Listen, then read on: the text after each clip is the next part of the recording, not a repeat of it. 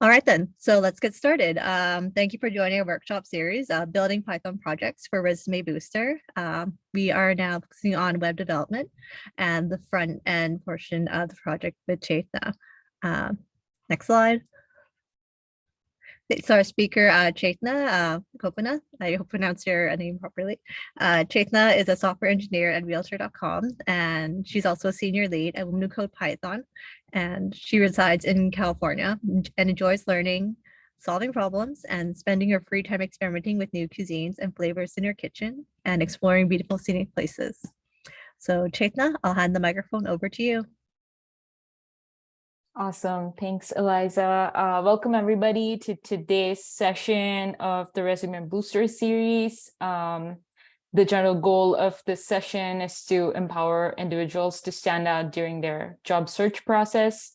And in addition to teaching how to have really strong resumes, we will also help you in creating projects to be added to your resumes. I think the series so far has been pretty amazing, power-packed with information, and I hope you can also like catch them on YouTube.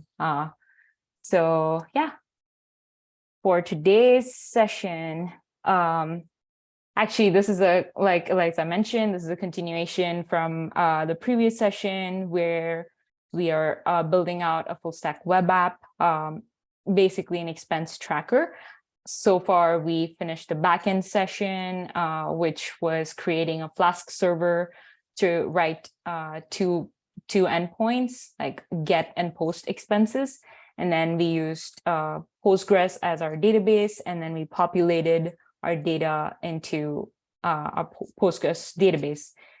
And this session is going to be a continuation of that, which is viewing all of those expenses that we've created and then posting from our React app to the Flask server. So basically, this is the general overview of the two sessions. And we're going to go over to today's session, which is the front end part of it. So we're going to be creating the client for the already created Flask server. The link to the previous session will be either in Resume Booster projects on Slack, that channel on Slack, or in like event recordings. We'll maybe post that in the channel later. So yeah, we're going to be working on these things today, which is first, we're going to set up our environment to basically write out the React app. And then we're going to be adding all of the dependencies that we want within it. So that's the first step. And then we're going to be setting up everything to take input from the user. And then when the user hits submit on a form for an expense, then that data is sent to the database. Is basically sent to the server, which populates it in the database. And then we're going to be getting all the posted or whatever is already present in the database. We're going to be getting that and displaying it on the web page. So these are the steps that we're going to be going over. We can do it like one by one. I'll take some time and maybe like in between, I'll look at some questions that you may have. The overall goal for like both of these sessions that I had was to get you started and like move forward with without any like feeling of overwhelm when you're dealing with a full stack web app or in general web development. So yeah, let's actually get going. So the first prerequisite for this should be that you have Node installed on your system already. If you have Brew, if you just type Brew install Node, you'll get it, or you could like go online and just see how just type in Node installation, and I think the first link should be the one for you. And yeah, once that's done, you could also like look at some of the prerequisites in the session before and make sure you're set up on the server side. And to start that off and get the code for all of that, you can go into this expense tracker repo and fork and clone it, or just clone it into your local, and you'll get the backend code. For this one, I'm starting the front end code from scratch. So I'm going to start off with the first step, which is to install the required tools. So for this project, we're going to be using Create React App, which can be used to get your boilerplate React code if you're doing like a single page app or something like that, something simple to get started. And then we're gonna be using Axios to communicate with the Flask server. That's a dependency. And then we're gonna install date FNS, and this is I'll tell you about that in a little bit. And this is for formatting a date object, which we already had from before. So I'll talk about that in a little bit. And then we're gonna be installing Material UI, which is for like when we're getting the data from the backend to the Flask, from the Flask server to the React front end. Well, like we want it to look nice, be rendered well. We could also build out the styles on our own. I wanted to use Material UI because I wanted to see what else was out there and just wanted to bootstrap it pretty quickly. You could also replicate it on your own. And yeah, these are the things that we have going on. Let me look at the chat real quick. We're doing good on time as well. Cool. So let me first create the front end using these two are the commands that we're going to use to set this step up, which is you could also look at the React documentation, which is like Create React Apps documentation, and how we create like the full boilerplate code for this is by doing npx create react app, and then whatever your folder, wherever all of these like boilerplate code should live. I want it to be in front end, so that is the command that I'm using. And then we'll first do that, and then we'll come to the next command. So let me actually hit escape for a second because I want to get into this. So this is, I'm going to open up a new tab would have been fine. Can you make the text a little bit bigger? Yeah. It's okay. Thank you. Yeah. Sorry about that. This one. Okay, so I'm gonna increase it here as well. Is that good enough in terms of, do you want me to increase it more? Looks good to me.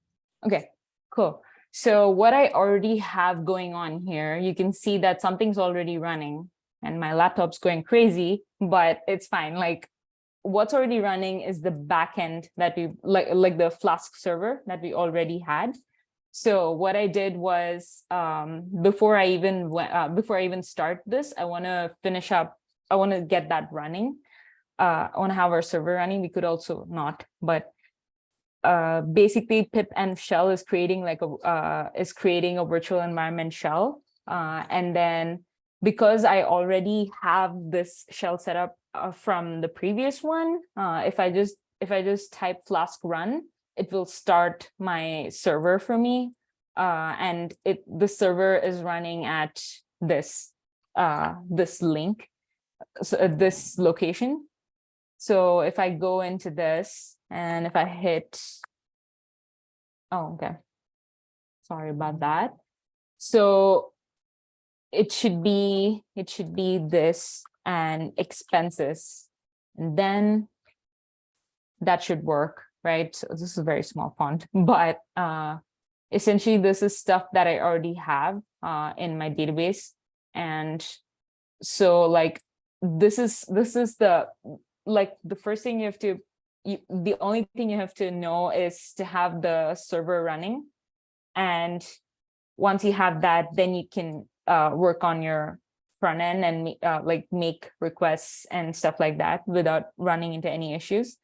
So another thing that we need to get the to make sure that the React front end communicates properly with the Flask is to make sure we enable CORS, which is basically a way of allowing the React front end to make requests to the Flask backend. I'll also like I've linked like an article or something about it for you to understand more. But for our bootstrapping purposes, for like making sure we have it ready, let's go into our this is VS Code, and I've opened up the expense tracker repo that's already there.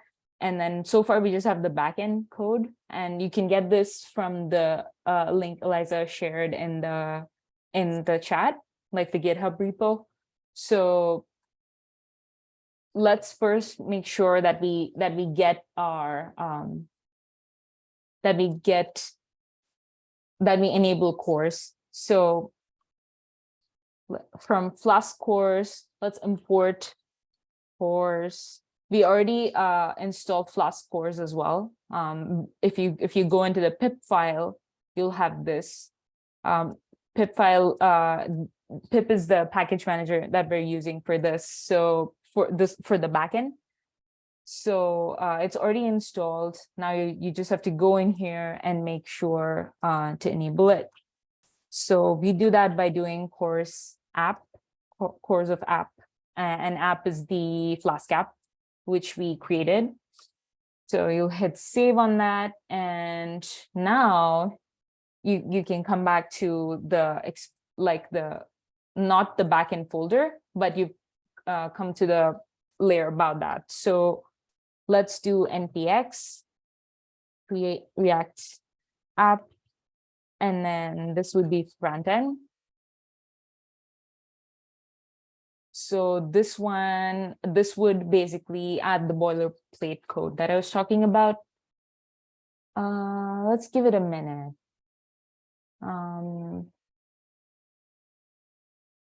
It's installing everything.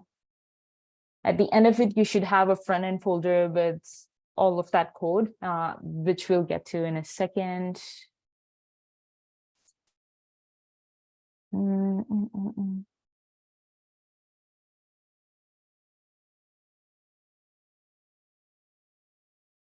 It's taking a little bit of time, but we'll get there. You can see all of the, yeah, it's installing template dependencies using npm.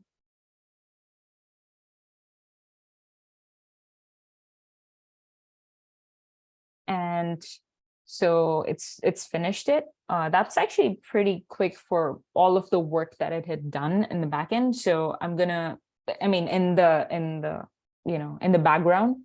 So I'm gonna go back to the VS Code window, which had the repo open. Now you see like this front end folder, and you have this source, and it has like the entry point to your, I'm gonna increase the font a little bit. Oh, sure, let's do this. It has all of this code, and I'll talk about this in a second. But before we do npm start and see if this is working, I also want to install all of the dependencies I was talking about, which is this. So yeah, this should be in the slides as well. So this is Axios, date FNS, and then material UI. I'm gonna hit enter. So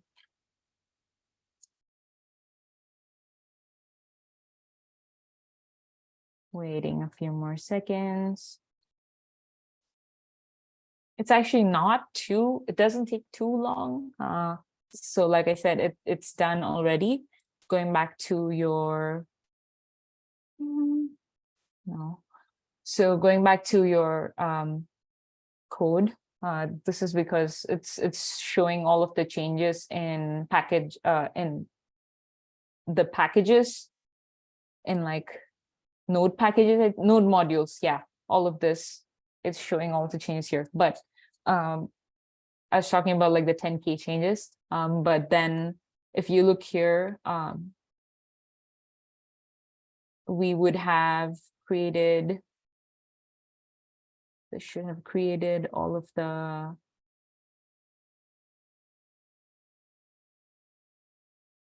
it should have created all of the things that we need for our, okay, this is what it did. Okay, I'm gonna go ahead and delete this because like, if you noticed, I didn't get into the folder, into the front end folder. I just did it outside. That's probably why I was doing this. It created everything outside. So I'm gonna delete all that. Make sure to go into your front end folder and then do the install of Axios and all of these other things. Because in here we started saying npx create React app, and then we said, you know, front end, but we didn't go into the, I mean, I didn't go into the front end folder. So now I did, and then I installed all of these things. So the way I found out why like it didn't install all of those packages was because when I went into front end and package.json, I didn't see any of these there. Like I didn't see Axios, anything here. So like it had created all of it outside on the outer level. Okay, cool. So now that everything looks good here, I would now try to do npm start to start the server and to start the front end environment for this. Starting up. Sorry, my laptop. Okay, cool. We know that this worked because like creating the React app worked by seeing this, because like it's running on local host and there are no issues. So that's good. Cool. So getting back to our steps. We finished the first step, which is installing like the required tools and stuff. So step 2 is setting up the states and the form, and then like actually creating like the form for all of the fields that we want to send to the backend. And then we would need to create states for each of those components in the form.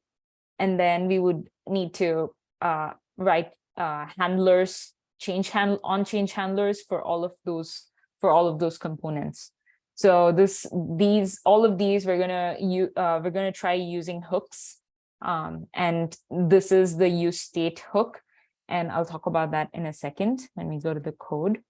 Let's see, go to the code.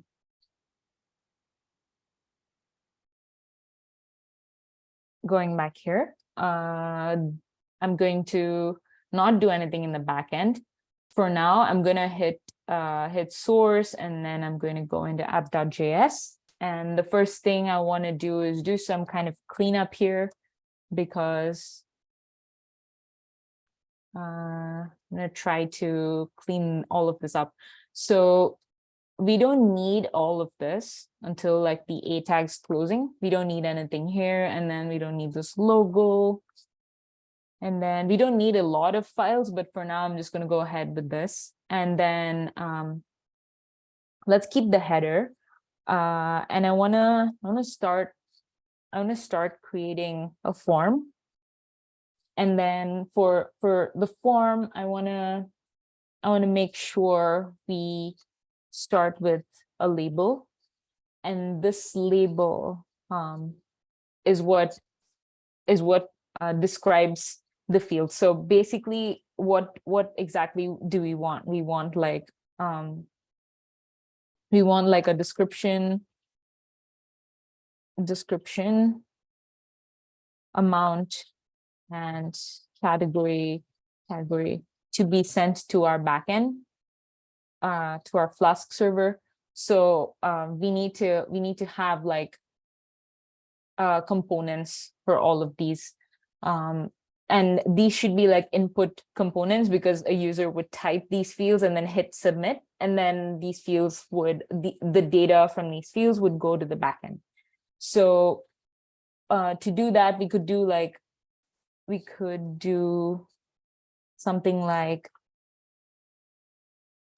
this. So this is like, let's start with the first one, which is I want it to be a description. And then this is description. This is the label. And then description of the expense. So description of the expense, and then the amount for that particular expense entry, and then the category, if it's like personal expense or like utilities or like recurring, whatever category you want to think of. So that would be this. And like, so we'd have like 3 separate input components for these 3 fields. Let's do the input, and I'm gonna just do this for me to end it, for me to end the tag. For this, I wanna do type equals text, and then name equals description, and then I think like even the value would be, actually the value would be description, and I'll explain what this description is in a second. I think we also need to give IDs. So these are all like React like input components. And so when you type the description in the input field on the front end, you want some kind of you want some kind of way for this description to be stored somewhere, and that whatever is stored should be sent to the backend. Like each of the components will have like their own internal states.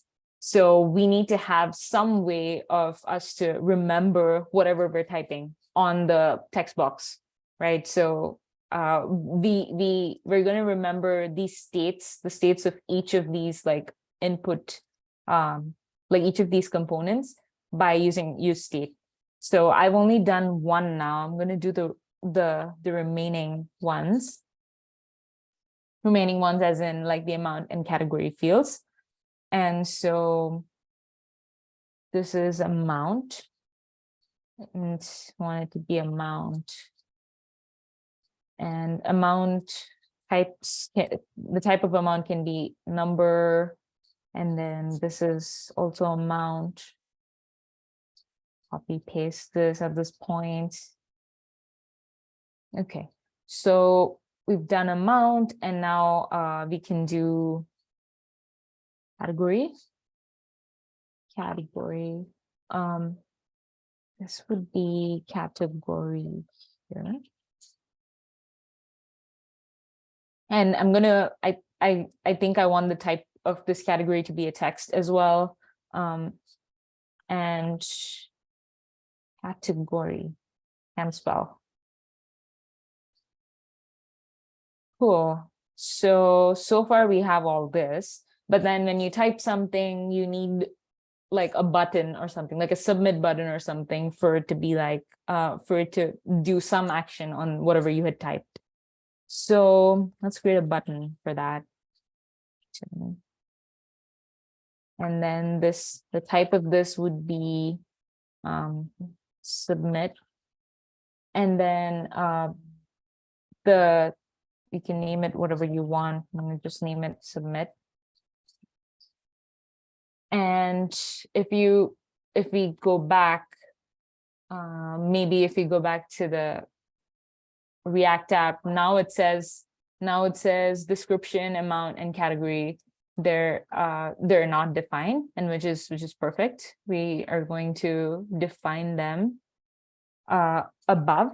Like I said, we need a way of storing like the internal states of each of these components. So let's do const, what is that? Description, yeah, description. And then for this, you'll do like, maybe you'll write a way to set the description. Basically, you need to have the field and then you need to have a setter. And so every time you make changes to one of these components, so for example, if you make changes to maybe this, then you need to write some kind of an on-change handler, which would kind of, I'm going to try to explain this, but when you make some changes to a component, like this input component, for example, you would need some way for the state of this component to be remembered. And so an on-change handler, basically, when you change something in this input component, it takes whatever value you're trying to like input, and then it will set that as the state of this description. So I think if I like type out the code, it'll be a little bit more clearer. So I'm gonna do that. Okay, it's like common convention when you write React like front ends like this, like to remember states. It's one of the most core things that, like, when I was starting to learn React, I started dealing with that.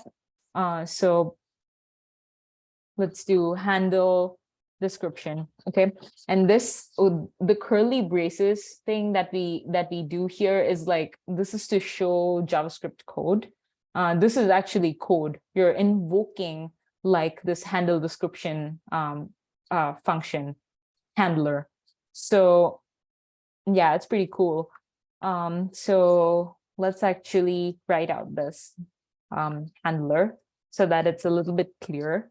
So when you do description and this, the convention for this is, for use state is basically you'll provide like the variable, and then actually it is set description, not handle description.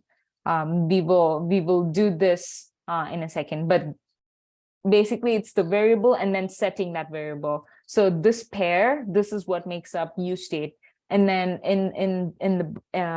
in your parentheses, you can mention what the initial state of this variable should be. So because this is a description, you can just leave it to be an empty string. So empty string, cool.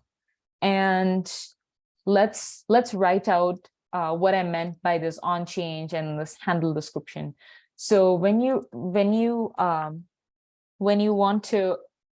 change the value of this input component, you want whatever value that you wrote to be set automatically to this description variable. And this setter is going to help us do that. So const handle description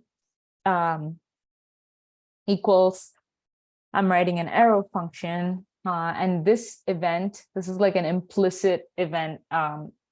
Like even you typing, it's an event. So this event's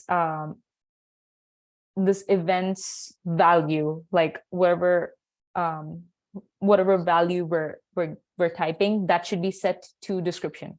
So set description of e.target value, and this will do your setting basically. And if you console log description, whatever you had typed in your search, in your input box, component, it would be set to description. It's kind of like, feels like magic, but that's some of the core. This is one of the most core things in React when I was learning it. So it's good to know all these things. Yeah, so this is handle description, and we've only done one, right? We have to do a couple more of these. And this is amount and category. Once we do all this, we can look at how it looks in the UI. So let's see. Const amount, well, set amount, and then going to do use state. And for amount, I'm just gonna give like a float value as the initial state, and const category, set category, and use state of, and this is also an empty string because I don't want any other string. I don't want any other value other than an empty string for this. And we're going to write out the handlers based on the setters, just copy pasting it and then changing this. This is handle amount. We're going to have to write the on change below as well. And then this is handle category. And obviously this would be set amount and set category here. Okay. And now if you notice, these are all like unused. So here we did on change of this, of handle description. We're going to be doing something similar where we actually, yeah. Let's go here to, this is the amounts like input component. So on change equals handle amount change. I could have named it that way, but yeah. So this is the next one. This is the categories on change handler. So handle category. Cool. So now that we've written all this, I want whatever value I'm typing in, I want it to be shown to me, just at least to know that things are working fine. So how can we do that, right? So if we look here, we have a button. We've written a button. So when we hit the button, I wanted to show whatever I typed. At least like I want to see if all of these category, amount, and description variables have been set properly within the context of this. So how do we do that? We're for the form, we have an on submit option, and here I want to write a handler for this submit thing. So if you do handle submit, and then if we go here, let's write out basically our handler for the submit button, right? So E is the event, and so let's make sure we don't actually do any other default actions, because like I don't want if my event isn't this typing event, or like the submit event isn't triggered, I don't want any other additional pop-ups or events to happen. So I'm going to tell the browser to not do anything else. It should just do whatever is in this code block. So either prevent defaults, and then I just want to log whatever I see, right? I want to log like the description, amount, and category. So whatever I type, I want it to be seen. Okay. So far, what did we do? So far, we just created like 4 variables. I mean, 3 variables for the fields that we want to send to our backend. And then we wrote handlers, on-change handlers for all of them. And then we also wrote out this small form that we want to add values to. We want to start typing in. So let's go back over here. Use state is not defined, which is because I didn't import it. Cool. So let's import that real quickly, because yeah, these are named imports from React.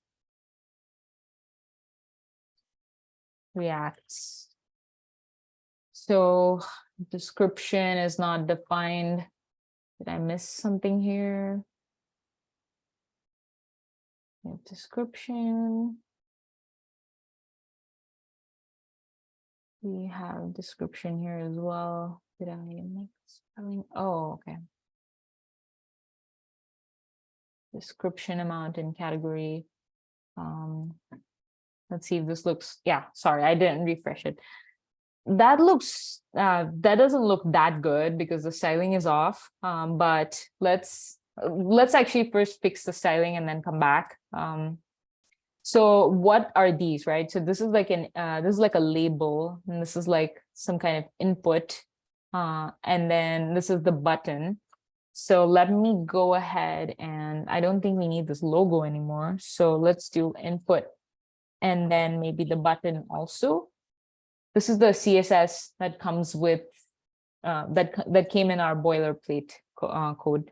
So within this, let's do display. I want it to be like block display. So let's do that. Display is block. Let's see how this looks. It looks fine. I think maybe if we do some, I think margin or padding, whatever you want to do. I want to try doing this. Let's see how it looks now. Doesn't look that. It looks fine. I think I'm just gonna go with this for now. Maybe I can increase the font or something, but yeah, I think it's fine for now. Basically, these are the fields that we had, right? So let's go to like inspect. Go to our console. I'm gonna actually just do console, clear out all this other stuff. And then basically whatever we type here, I wanted to show. And so I'm typing, gonna change the, gonna increase that font a little bit. I want to type 100 trial for description. This is a bad description, but 100, and then category, I just want to do personal. And then I hit submit. And immediately you see that this thing is happening. And so we print it like what on submit of the form, we wanted to print out all of these things, the description, amount, and category. And these are the variables that we set. And then like when we typed into this, the on-change handler would have like set the description to be set, to be trial, and amount to be 100, and personal as the category. So cool. That part is done. Let's go back here. Actually, let's go back to our steps because it's been a while since we visited our steps. Let's see. So that was step 1. Step 2 was like set up these states, the form UI, and change handlers, which we kind of did right now. Cool. So now we have like these two things, which is step 3 is like we just want to make sure we render whatever was in the backend to the front end properly, and like in a table format or something like that. And we're going to be using the use effect hook, which will kind of call whatever function we pass in within the use effect hook that will be called after the screen renders. So let's, after the page renders, let's go back to our code. And before that, I'm gonna see if there's any questions. But yeah, let me now do, this is not what I wanted. This is what I wanted. Okay. So for now, I'm gonna close out this form thing, and I'm going to change. I don't want this to be a header anymore. I don't really think it makes, like, I don't want it to be a header. I don't want it to do that anymore. I want to change this into maybe like a section. And then this is one section which has the form. I want to write another section that does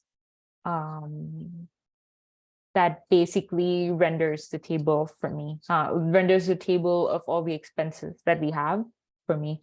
So I just want to call this table expenses. So just a random H3, and then once we're in here, like this is the actual like table rendering part of it.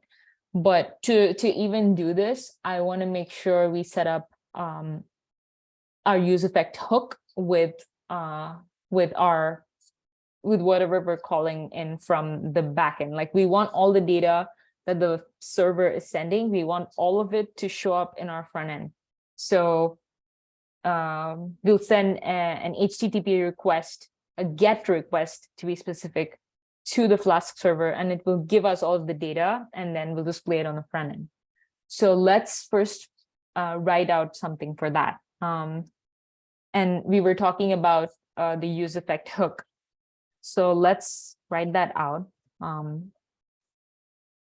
The first part of the use effect hook is going to be a callback function, and the second one is going to be an array. So for this one, I want to basically write out whatever this function will be remembered after render, and it will be executed. So fetch expenses, because that's what I want to call it.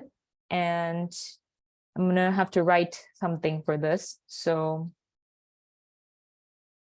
fetch expenses, and this is going to basically get everything from the server. So how is it going to do that? If you remember, we already installed something called Axios, which is going to help us communicate to the server. I can also like leave some of these links to all of these packages, maybe in a separate message or something like that on Slack, or you could also reach out in the channel. But this is going to get the specific Axios request that like the request that we're going to make with Axios here is an HTTP GET request to get all data. So Axios.get, and the syntax for this would be, you start with the URL. And if you noticed, we had already been running our Flask server on this localhost 5000 localhost, and at port number 5000. So I'm gonna basically do the call it here. Just gonna also leave it. You could also leave it as that, but I'm gonna do HTTP localhost and 5000. Once that's in, the second one is going to be like it's going to be the actually, yeah, sorry about that. I'm going to close this because we had already opened it. So .then, because we're chaining this way, we'll probably get like the response like this. And now we could do something like, how do we now, I should have already started with this, but how do we make sure that we save all of these like expenses that we're getting? We have to save it in some kind of format, like maybe we can have a list of expenses, and we can render the list, or we can send it through another like to another component, and it can render it for us. So we had saved these three, and this list, it's going to be dynamic because you can get the data that you get from the Flask server will be on this list, but also like when you manually enter like a description, amount, and category, and you hit submit, this list has to be updated, and this list should be like, it should be able to render whatever you typed and submitted also, right? Because that's also being sent to your Flask server. So everything should be maintained in a central variable, which we're going to declare right now. And this is going to be an expenses list. I don't want to spell it like that, but expenses list. And then obviously we're going to write another setter for this. And so this will be expenses list. And initially I want this to be an empty list. And so I'm giving it the initial value of an empty list. So once you have this, when we talk to our Flask server, which is running at this location, I want to get the response that we're getting from the server, because we already written like the get and post requests there. So once we get that, I want to be able to set expenses list with whatever we got from the Flask server. So pretty simple if you have if we use state. So set expenses list of expenses list, and set expenses list of, this would be results. And with the result, you'll get like other additional things as well. You'll get maybe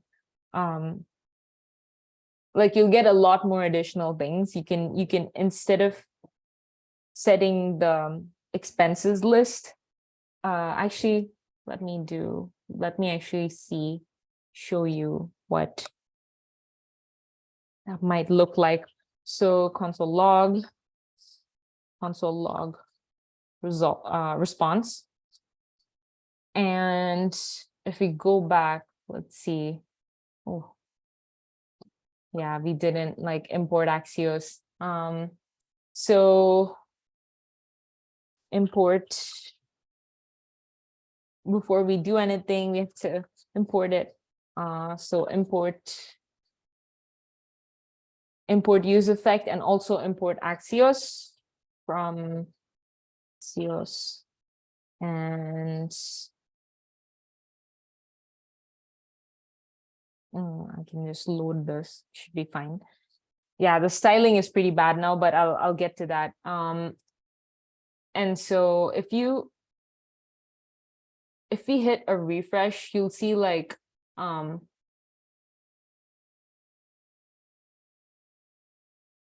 you'll see that we're getting a lot of things right now.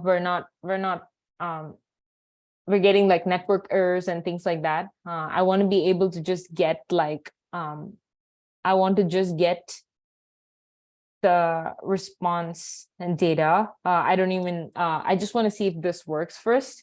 So let me actually like delete all this. Let's make sure it works. And so close the real quickly. And here we can do set expenses again to see if we're not getting anything wrong. We're chaining. Okay. Yeah.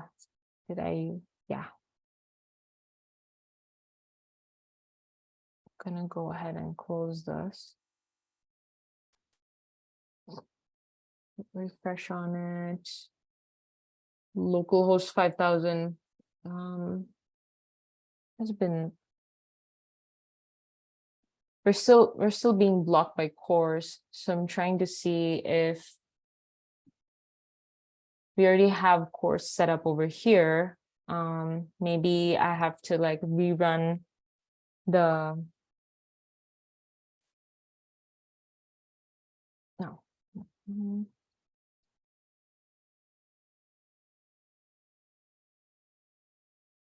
gonna let that run again.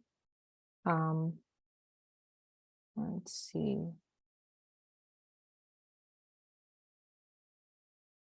It still looks to be erroring out with like network error.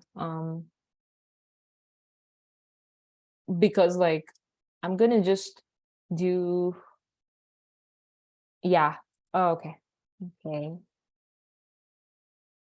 Let me try this.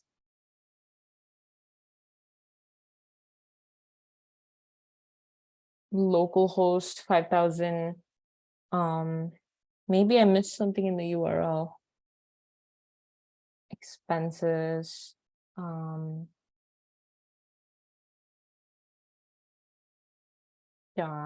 and then maybe it shouldn't just be this. It could be. I'm just trying to debug why we're getting like network errors over here. Because like I'd already enabled cores. Okay, networking errors right now. Go back to my Flask.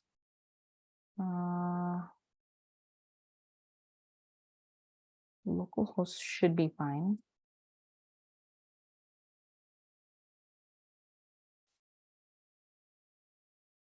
Okay. Meanwhile, if folks have like questions or something like that, please let us know in the Q&A section.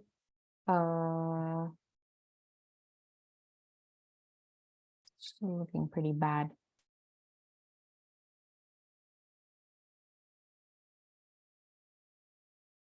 I'm gonna actually shut down the server and start again, because it should allow me to do this somehow. Oh, perfect. Yeah.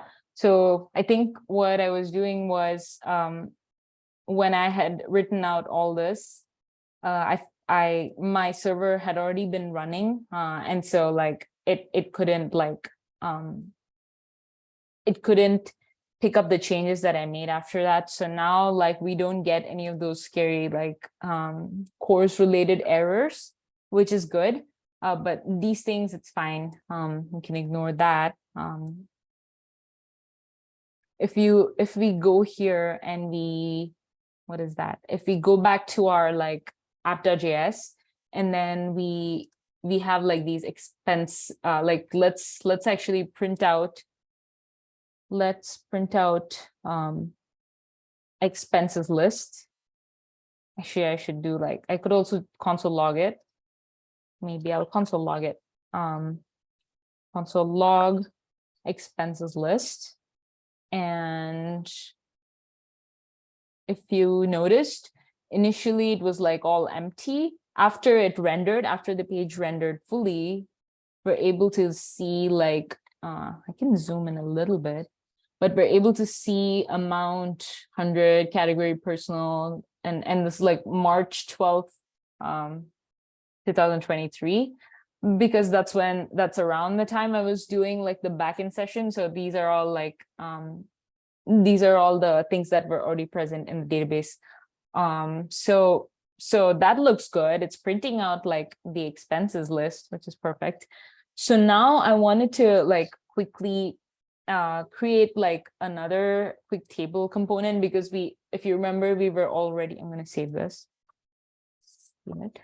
Because we were already, we had already installed Material UI.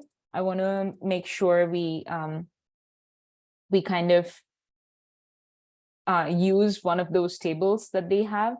I already have some code for that. I just took it off of their website and then just changed a few things because I want the table to look okay-ish.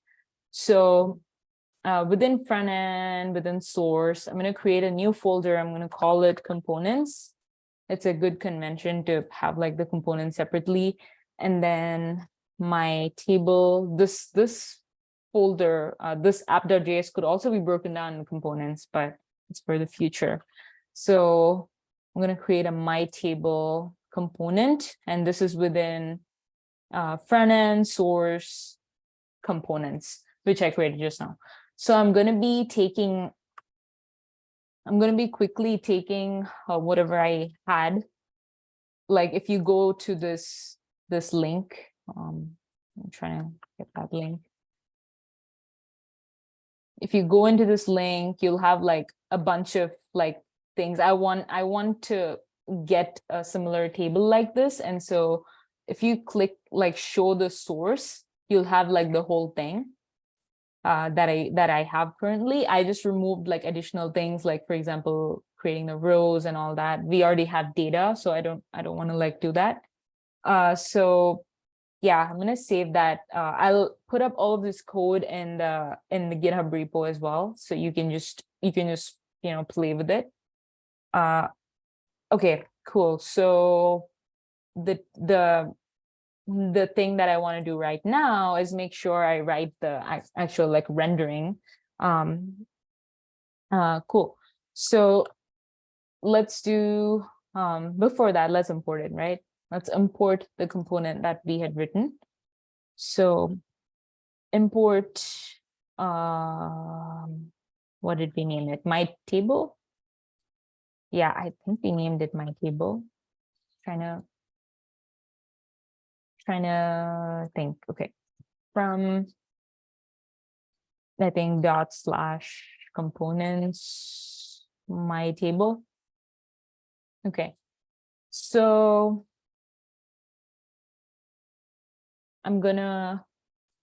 I have imported that, and now I'm gonna just call it basically below expenses, the header expenses that I had written. I'm gonna call my table, and then close it, and I want to pass in something that we like that we have here. I want to pass it in as props because I wanted to basically render things for me. And what is the variable that we use to have all of these expenses, right? So that's this expenses list, which we're populating by doing a GET request to the Flask server. Basically, expenses list will have all of the lists, all of the expenses within it. So that's what I'm going to be passing as props here. So I'm going to call this actually could be expenses list too, but I'm going to call it expenses. And I'm going to be sending this. And so if I go back to my thing here, the my table component from before, we're doing something called props, which is, so when you pass in whatever thing, for example, you're passing in expense equals expenses list, this is the prop that you're sending to my table, right? So you'll get that here. And then I'm basically just mapping, I'm taking each row, taking each field of each of the rows, and then I'm setting it within the table cell that they already have. So again, the link for this is here. You can take it and like play around with it. So this is like the get. Let's see if I'm getting any errors. Looks fine so far. Going to scroll down a little bit because that looks, yeah, okay. So we have something like this. The styles are really, really bad. So I'm gonna go ahead and see if I can like salvage some of that. We have section. I'm gonna go back into this CSS. And we don't really have an app header anymore, right? So, but we do have like a section. Let's go ahead and change that. And then change this. We can change the background color as well if we want. And then font size, I don't know, I'll maybe do like 20 pixels or something. Yeah, so this still looks really, really bad, but at least like maybe for the table, we could create another like style for the table. For now, maybe I'm just gonna leave it without a background color. For now, let's just leave it like this. And then I'm gonna change this to black, the color to black. So it's fine for now. We're gonna have to adjust some of this. But okay, this looks good. This is all the data that we're getting from the database that we already saw before. Perfect. So now we're gonna quickly, like within like 5 minutes or something, let's make the post request work, which is basically whatever data you're sending here, right? It should take this data, put it to your Flask server that's already running, which will put it into the database. And basically whatever you're sending, whatever you're typing here, and when you hit submit, we want the expenses list like internal variable that we're sending to also like maintain the state. And when it does, like overall, when you re-render everything, whatever you're going to pass in here is going to be rendered here. So yeah, let's go ahead and do that now. What did we have so far? Okay, cool. Okay, cool.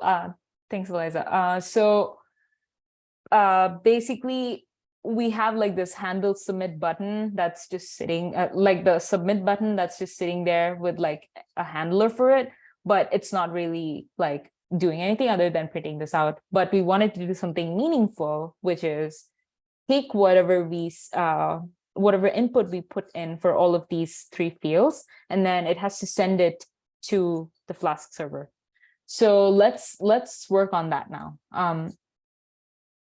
Let me actually get rid of this because we don't really need it for now. And coming back to our friend Axios, let's post. So now that was a get request. This is a post request, which is sending the data to the server. And then it's the same thing as above, where we're, oh, yeah, okay. Same thing, where we're getting like, where we're posting to expenses, which is, let me actually take a step back and show you that endpoint really quickly. And so if you see this is the post, this is the Flask code. This is the Flask server code, and it has like expenses. The route is expenses and the method is post. And if you see, we also have like a get with the same expenses route. So that's why we kind of append expenses here. And if we don't do it, it won't be able to find it, and we'll get a 404 and all that. So yeah. So post, the first parameter is this, which is the URL. And the second one is the body that we actually want to send, like the request body that we want to send to the server. So what do we want to send? We want to send the description, which is obviously like our handy variable is storing all of these like states. So within the scope of this app.js, you'll be able to get the actual description, amount, category, whatever you want, whatever you typed in would be stored in these things, because we did a really we did state handling already. So where was I? Where's the post? Okay. So description, amount, and then so amount. Okay. Category is going to do query. And what now?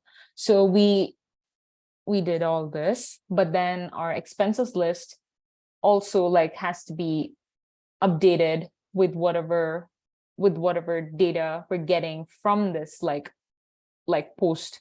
So once the post, how we've written it is it would return like the description, amount, and category. This is like the backend code.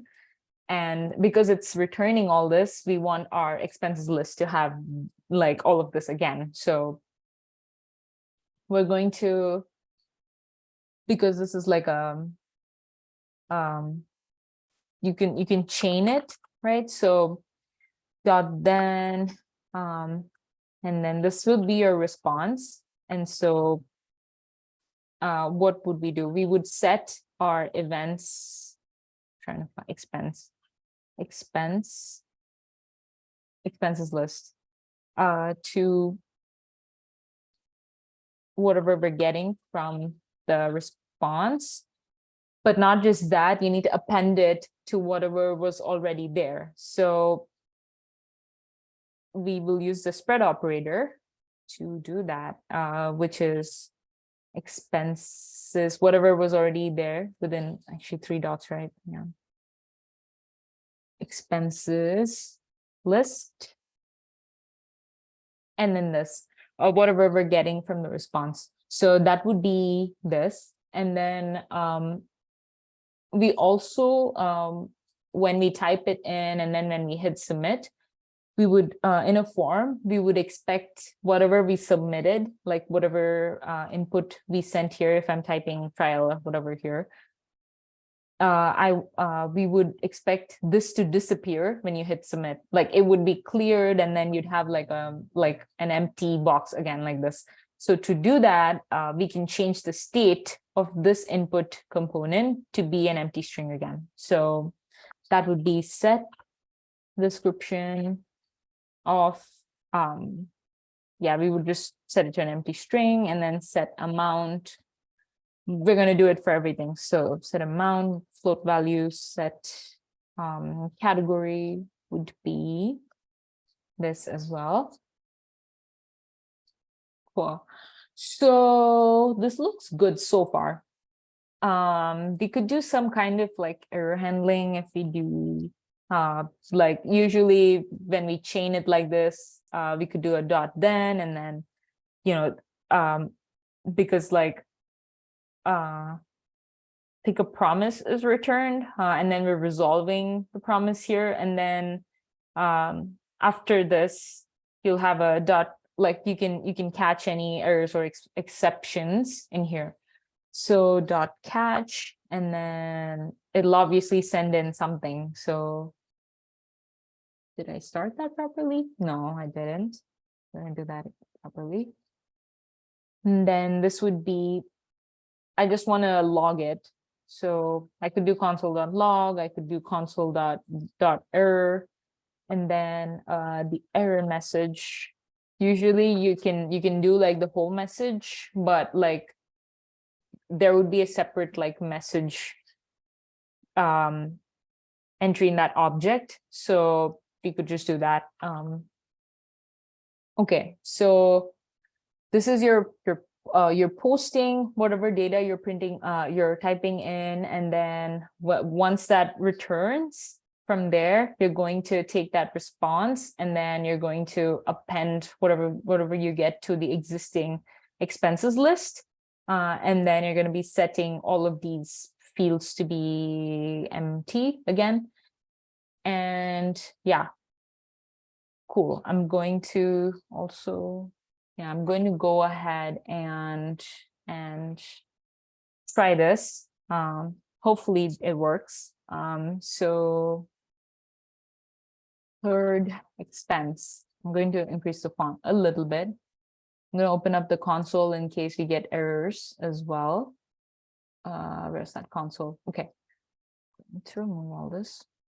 My third expense, I'm going to say 200, and then let's call it personal. Oh, okay. Invalid time value. Something blew up.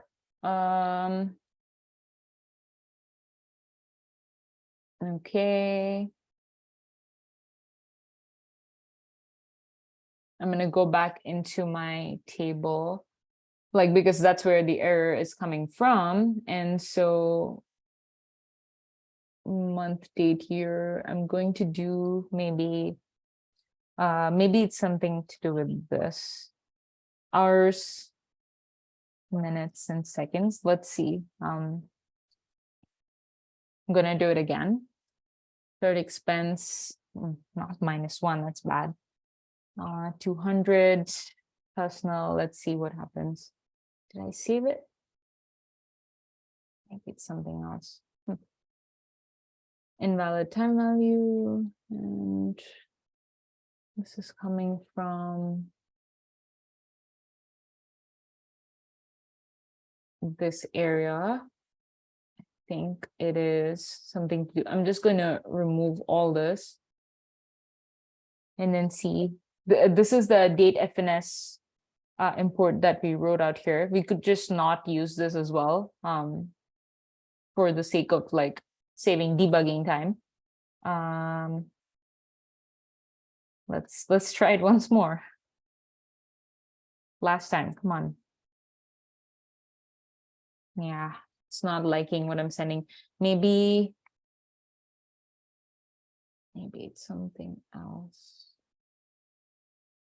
Maybe it's something else. What if I don't do any of this and just do row.created@, and not do anything like this? Let's see.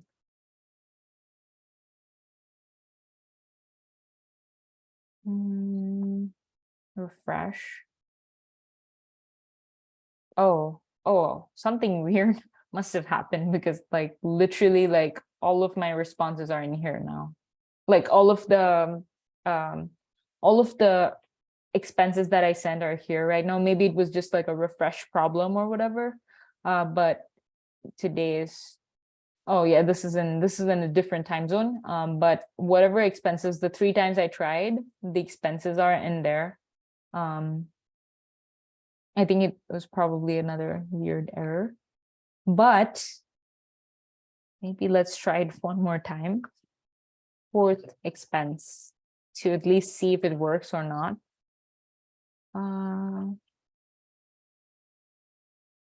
Let's do $100 personal. Okay. Fourth expense is in there, but then like, okay.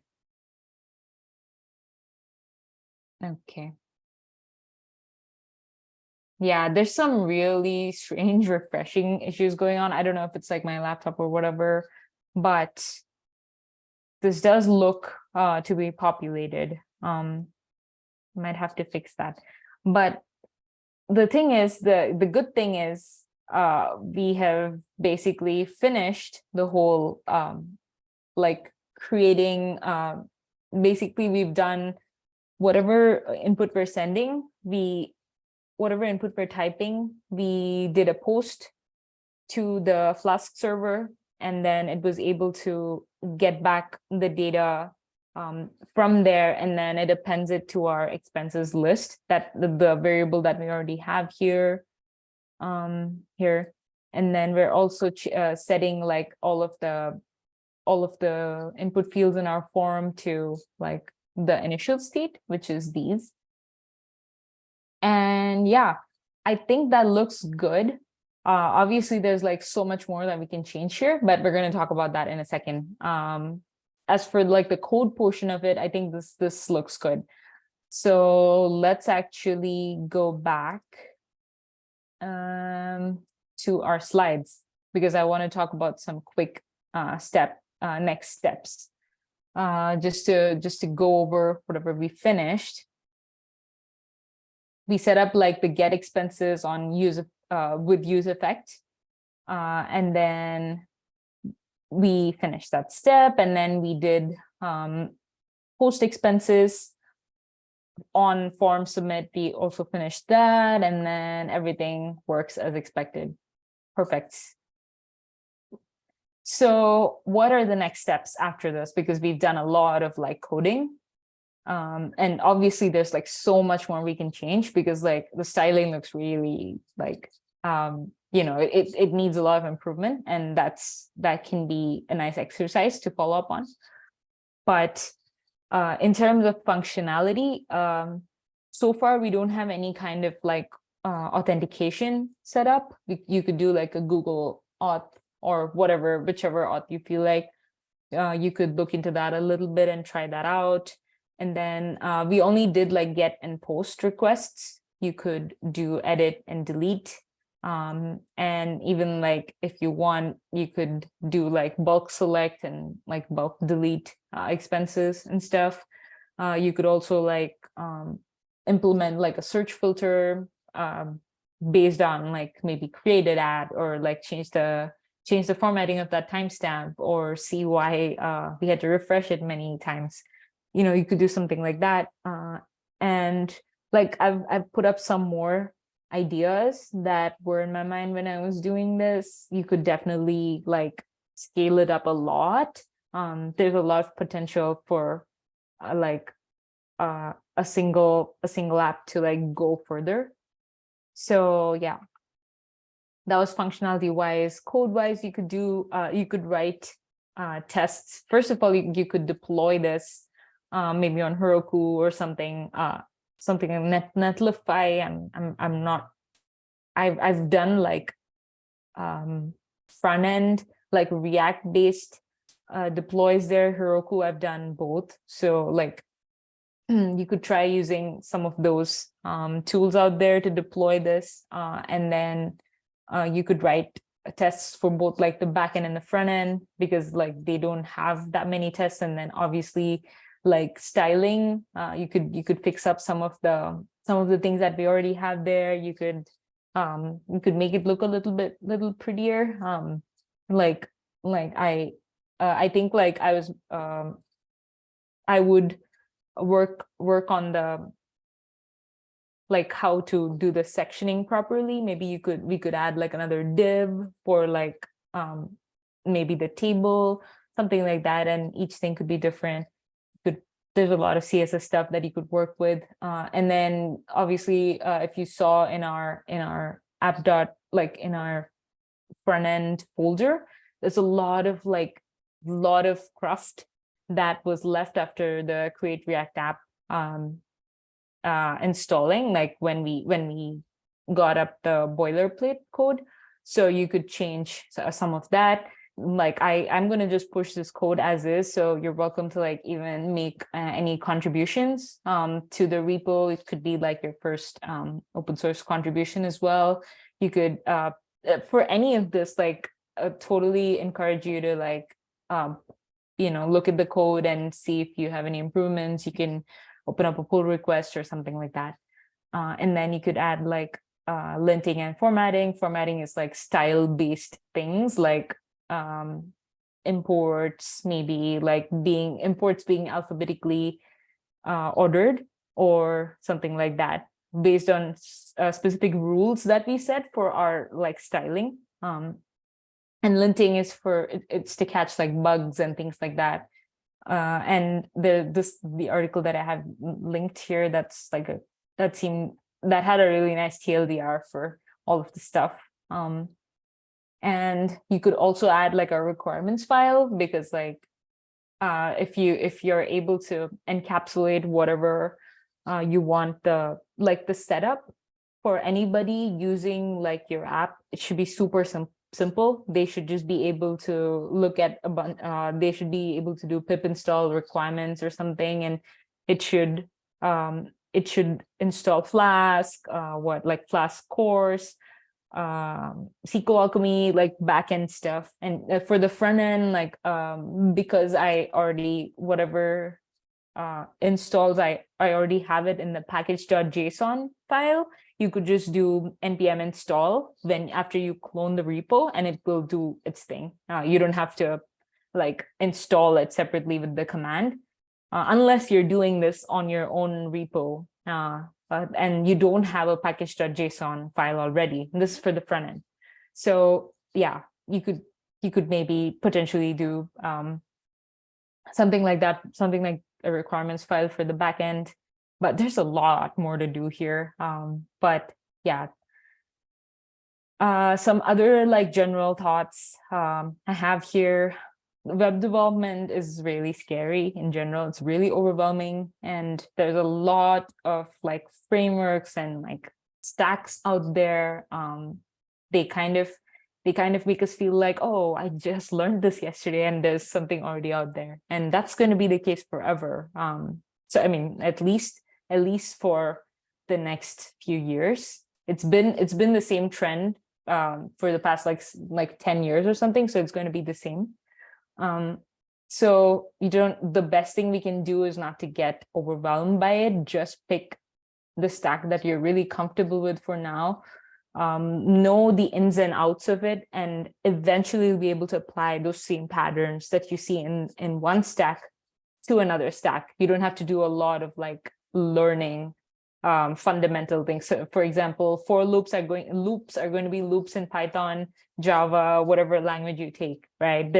They're like JavaScript. The way they're written is different syntactically, but the underlying principles are the same. So you'll probably like learn a lot just by doing. And then the third point is like, innovating is awesome, but like don't let it stop you from learning. What I mean by that is you don't have to have like super innovative ideas. Building a to-do list app is pretty amazing in itself, because you're taking the initiative to learn and you're making progress. So just keep in mind that whatever you think about, sometimes there may be projects or something already out there. So just don't like let that hinder you from learning, because learning is awesome. And yeah, that's all of the thoughts I had about web development. And you can keep in touch with us by joining our Slack channel, Resume Booster Projects. And if you have any questions about this session, or like any thoughts, like troubleshooting issues, something like that, you can reach out in the channel, and we'll be happy to take up those questions there. And with that, thank you so much for joining today, and I hope you learned a lot from this session, and you're like pumped to try more things in web development. But yeah, thanks everybody. Like you just powered through all that content. Chethana, you're amazing.